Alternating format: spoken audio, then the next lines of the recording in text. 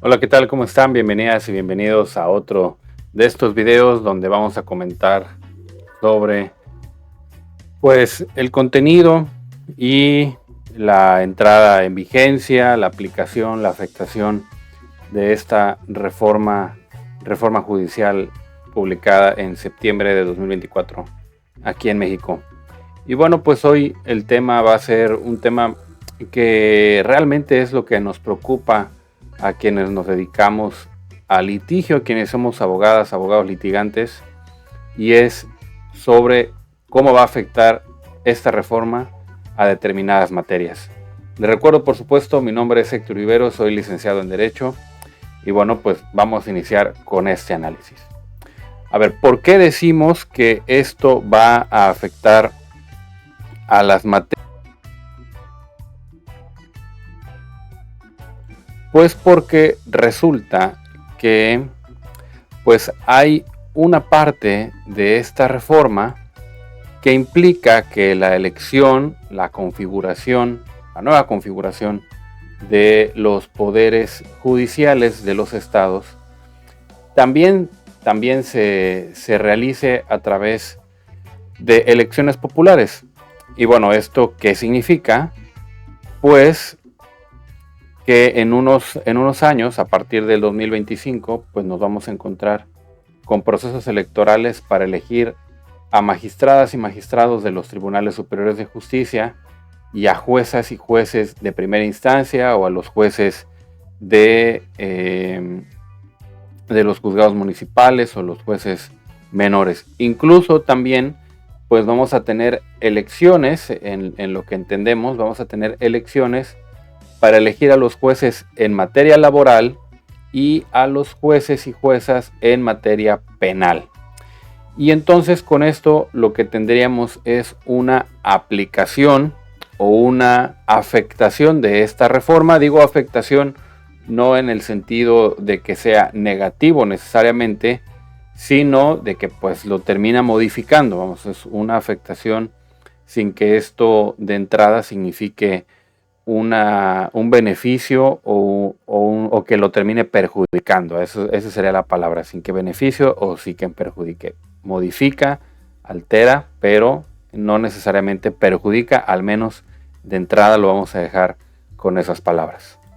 Bueno, ya que decimos que va a haber una afectación, sin que esto de entrada signifique que perjudique o beneficia, pues quiero compartirles la razón por la cual esto va a terminar afectando a los poderes judiciales de los estados de la República.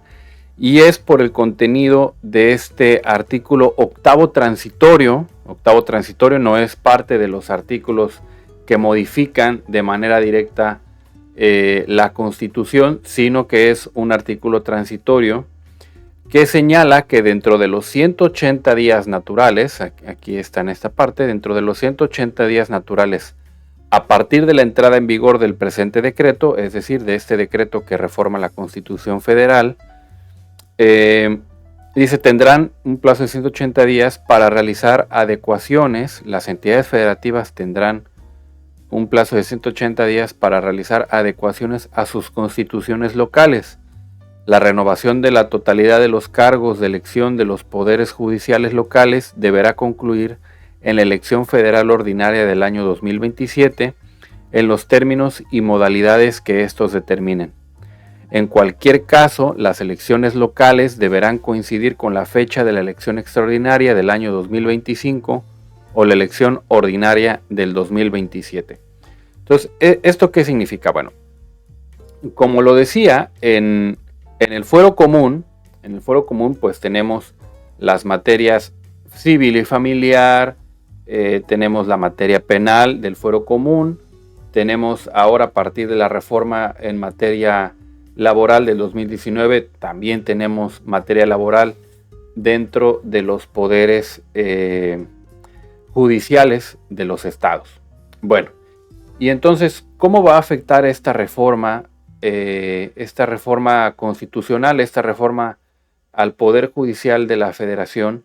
¿Cómo impacta a los poderes locales? Bueno, pues resulta que el artículo 116 de la Constitución Federal también se modificó. Miren, aquí está el artículo 116 de la Constitución Política Federal. ¿Y de qué habla este artículo 116 o de qué ha venido hablando prácticamente desde su creación? Pues habla de cómo los estados de la República tienen que organizar su estructura política, su estructura de gobierno, del mismo modo que se organiza a nivel federal. Es decir, si a nivel federal el Poder Ejecutivo se elige, si el titular del Poder Ejecutivo se elige a través de una votación popular, pues también en los estados de la República se tiene que hacer a través de votación popular. Si el Poder Legislativo se renueva a través del voto popular, pues entonces también en los estados. Y entonces esta reforma al artículo 116 de la Constitución Federal señala que pues también para los poderes judiciales locales, a los poderes judiciales de los estados de la República, se van a celebrar elecciones para renovarlos. Y bueno, pues ¿cuáles van a ser estas reglas para la renovación de los integrantes del Poder Judicial? Básicamente las mismas que se aplican para la renovación de jueces, magistradas y ministros en el fuero federal. Estas reglas del fuero federal serían aplicadas a la estructura de los poderes judiciales de los estados, al fuero común, al fuero local. Y dice, bueno, dice, las magistradas y magistrados, juezas y jueces integrantes de los poderes judiciales locales deberán reunir los requisitos señalados por las fracciones 1 a 4 del párrafo segundo del artículo 97 de esta Constitución y los demás que establezcan las constituciones y las leyes orgánicas de los estados. No podrán ser magistradas o magistrados las personas que hayan ocupado el cargo de titular de secretario o su equivalente, fiscal o diputado local en sus respectivos estados durante el año previo. Ahora, también, bueno, pues aquí lo que tenemos es que esta reforma judicial a la Constitución Federal, pues va a obligar a que en un plazo de 180 días, a partir de la entrada en vigor de esta reforma, los estados de la República tengan que modificar sus constituciones para que ahora sus constituciones prevean la renovación de los integrantes del Poder Judicial a través de elecciones en las cuales se van a elegir a los magistrados y las magistradas de los tribunales superiores y también a las juezas y los jueces integrantes de los poderes judiciales. Lo decía al principio, ¿cuáles juezas y cuáles jueces? Los jueces de los juzgados civiles y familiares, o de los especializados en materia civil, o los que solo son especializados en materia familiar. ¿De qué nivel? Pues los juzgados menores, los juzgados municipales, los juzgados de primera instancia. Y en la rama penal, pues ahí no tenemos jueces menores de primera instancia o municipales. En el área penal, lo que tenemos son jueces, que todos son jueces de la materia penal, pero que dependiendo el proceso en el que participen, pueden participar como jueces de control o jueces de etapa intermedia o jueces de juicio. Y en su caso también como jueces de ejecución.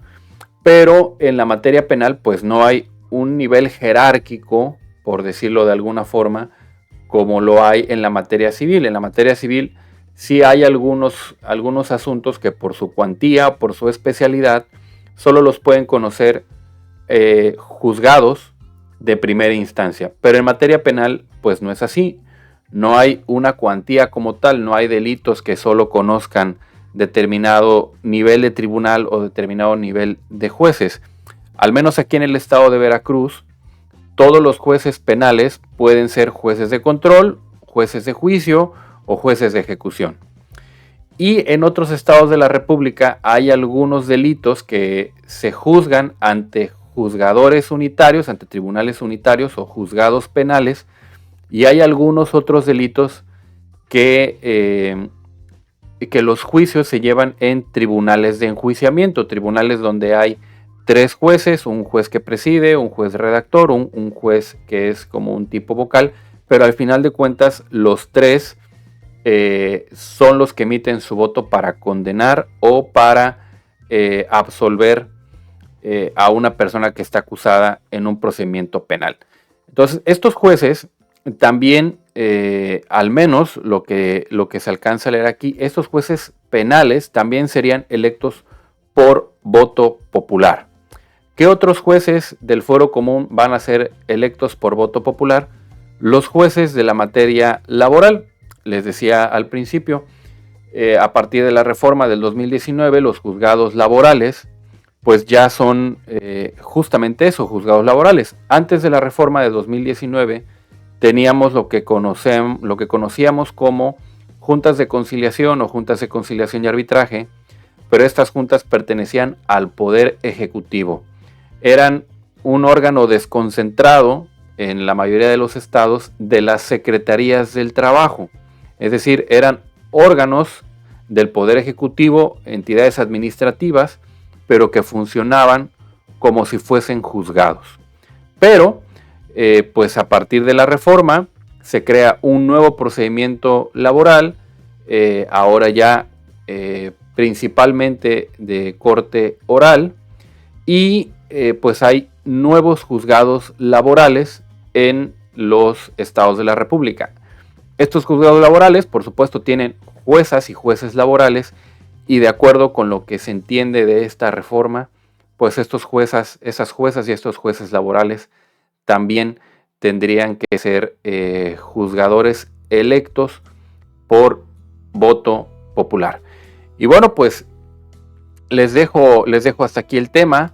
Ya en los comentarios, pues ustedes podrán decir por qué están de acuerdo o por qué no estarían de acuerdo en que estos jueces de la materia penal, estos jueces de la materia civil, familiar o laboral, que son las materias jurídicas que se administran o que se atienden en el fuero común, ¿por qué ustedes estarían de acuerdo en que estos jueces sean electos por voto popular o por qué no están de acuerdo?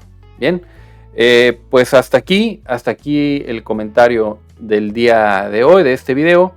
Yo les pido por favor que si les gustó, si llegaron hasta este punto, le den un like, se suscriban a mi canal y compartan la información con otras personas a quienes les pueda ser útil. Recuerden que el objetivo de estos videos es principalmente difundir el contenido de la reforma para comprenderla, cuáles son sus alcances y pues a partir de esto que todos podamos formarnos una idea mucho más informada de qué se trata esta reforma y cómo podría afectar o beneficiar a la Administración de Justicia.